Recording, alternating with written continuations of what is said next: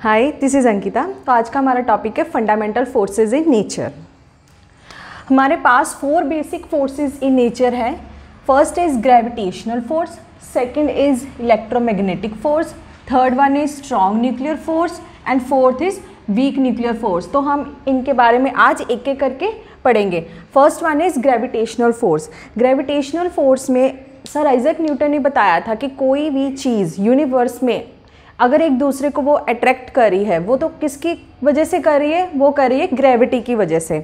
तो इसकी डेफिनेशन है यहाँ पे, the force of attraction between every pair of particle और bodies is directly proportional to the product of the masses of the particle and is inversely proportional to the square of the distance between these particles.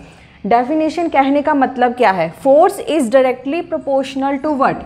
Force is directly proportional to masses m1 and m2 between the bodies and is inversely proportional to the square of the distance between them.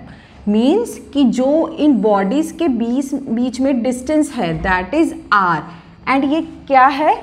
Inversely proportional. Inversely proportional किसके है? Force के 1/r square. F is inversely proportional to r square.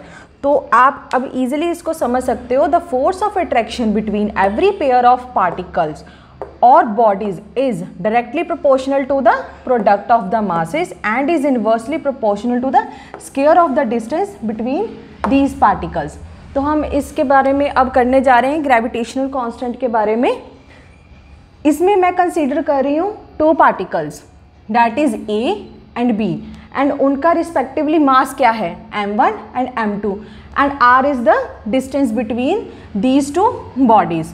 According to Newton's law of gravitation, Newton's law of gravitation क्या कहता है? f is directly proportional to m1 and m2 and f is inversely proportional to distance between these 2 particles.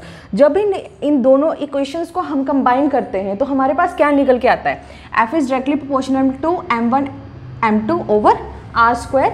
जब हम directly proportional के sign को हम हटाएंगे तो वो क्या यहाँ पे बन के आ जाएगा? G is what? That is universal gravitational constant. और जो जी की वैल्यू है हमारे पास कितनी होती है? G is equal to 6.67 into 10⁻11 newton metre square K G inverse square. ठीक है, तो ये तो मेरे पास आ गई इनकी डेरिवेशन फोर्स की। तो आगे इसमें वो कह रहे हैं कि अगर हमारे पास 2 बॉडीज़ दी हुई हैं, जैसे मैंने यहाँ पे लिए एक ए और बी, इनका मास भी मैंने m1 और m2 ले लिया। ये f12 और f21 क्या है? f12 is force f12 with the gravitational force on body A due to v। f vector 12 जो ग्रेविटेशनल फोर्स है वो किसकी वजह से है? a on a due to b। Body A के ऊपर ग्रेविटेशनल फोर्स लग रही है, किसकी वजह से लग रही है? बॉडी बी की वजह से लग रही है। अब जब 4 to 1 है, ये जो वेक्टर 4 to 1 फोर्स है वो कैसे लग रही है? F21 vector with the gravitational force on body B पे है, किसकी वजह से? Due to A. तो हम इसको कैसे लिख सकते हैं? F12 vector is equals to negative of F21 vector. That is ये ऑपोजिट लग रही है ना, ये इस साइड को जा रही है, ये इस साइड को जा रही है। That is why I am written here negative. That is action is equal to negative of reaction. So अब टॉपिक आता है characteristics of gravitational force.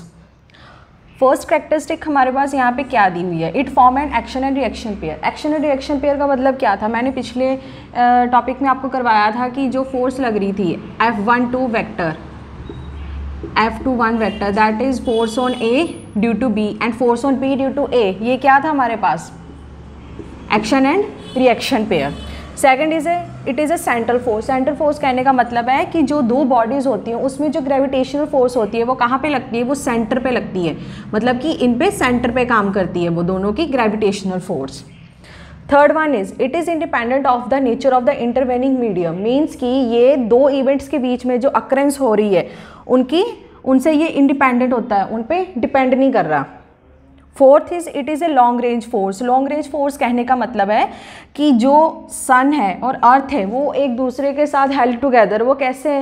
Gravitational force की वजह से है ना। It is a long range force, इसीलिए इसको बोल रहे हैं। Fifth is it is negligible in case of light bodies. Light bodies जो है जैसे माइन्यूट पार्टिकल्स है, उन केस में जो ग्रेविटेशनल फोर्स होती है वो क्या होती है, निग्लिजिबल होती है। Doesn't depend upon the presence of other bodies. अगर हमारे पास कोई और बॉडीज़ भी प्रेजेंट है तो वो उन पर डिपेंड नहीं कर रही। सेवंथ क्या है, gravitational force between two bodies is due to exchange of gravitons. अब जो ग्रेविटेशनल फोर्स है वो किसकी वजह से है, that is due to exchange of gravitons. ये जो ग्रेविटोन्स है उनकी वजह से ही जो ग्रेविटेशनल फोर्स है वो एग्जिस्ट कर रही है। Eighth is it acts without making any physical contact with each other. Physical contact के बिना भी ग्रेविटेशनल फोर्स है वो काम कर रही है। It is conservative force, that is it is independent of the path followed by the body. Conservative force का मतलब क्या है कि जैसे दो बॉडीज़ है वो डिपेंड नहीं करता कि उनका पाथ कैसे है। पाथ उनका कोई भी हो सकता है, सीधा भी हो सकता है, ऐसे जिगजैग भी हो सकता है। ये डिपेंड नहीं करता कि ग्रेविटेशनल फोर्स का पाथ कौन सा है। तो ये तो थी मेरे पास कैरेक्टरिस्टिक्स ऑफ ग्रेविटेशनल फोर्स। तो नेक्स्ट कुछ एग्जांपल्स है जिसमें बताया कि ग्रेविटेशनल फोर्स कहाँ पे एक्ट हो रही है। First is it keeps the earth और any planet of solar system in its orbit around the sun. हमें पता है कि जो बाकी प्लैनेट्स हैं, अर्थ है, वो सन के आसपास घूमती है। वो किसकी वजह से है, ग्रेविटेशनल फोर्स की वजह से। Second, we remain on the surface of the earth. हम अर्थ पे खड़े हैं, कैसे खड़े, due to gravitational force. Third, gases present in the earth are hold due to gravitational force. जो गैसेज हमारी अर्थ में प्रेजेंट है उनकी प्रेजेंस किसकी वजह से है, ग्रेविटेशनल फोर्स की वजह से। अगर वो प्रेजेंट ना होती तो यहाँ पे जो गैसेज है उनकी प्रेजेंस इम्पॉसिबल थी। Fourth is moon orbits around the earth. हमें पता है कि मून हमारी अर्थ के आसपास घूमता है, वो किसकी वजह से है, ग्रेविटेशनल फोर्स की वजह से। फिफ्थ है आर्टिफिशियल सैटेलाइट का भी हमें पता है कि वो भी हमारे अर्थ के चक्कर लगाता है, that is due to gravitational force. Sixth is assemblance of planet, stars and galaxies. अब जो प्लैनेट्स है, स्टार्स है, गैलेक्सीज है यूनिवर्स में, वो कैसे काम कर रहे हैं, वो किसकी वजह से है, that is due to gravitational force. वो उनकी वजह से ही आपस में हेल्ड टुगेदर रहते हैं। ठीक है, ये तो थे मेरे पास एग्जाम्पल्स ऑफ ग्रेविटेशनल फोर्स। तो आज के वीडियो में हमने किए ग्रेविटेशनल फोर्स, तो नेक्स्ट वीडियो में हम करेंगे इलेक्ट्रोमैग्नेटिक फोर्स। तो आज के टॉपिक में बस इतना ही। Thank you.